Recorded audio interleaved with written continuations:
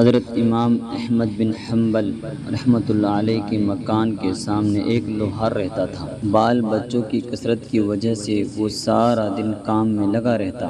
اس کی عادت تھی کہ اس نے ہتھوڑا ہاتھ میں اٹھایا ہوتا کہ لوہا کوٹ سکے، اور اسی دوران اذان کی آواز آ جاتی تو وہ ہتھوڑا لوہے پر مارنے کے بجائے اسے زمین پر رکھ دیتا اور کہتا کہ اب میرے پروردگار کی طرف سے بلاوا آ گیا، میں پہلے نماز پڑھوں گا پھر کام کروں گا۔ جب اس کی وفات ہوئی تو کسی کو خواب میں نظر آیا۔ اس نے پوچھا کہ کیا بنا؟ کہنے لگا کہ مجھے احمد بن حنبل کے نیچے والا درجہ عطا کیا گیا۔ اس نے پوچھا کہ تمہارا علم اور عمل تو اتنا اونچا نہیں تھا؟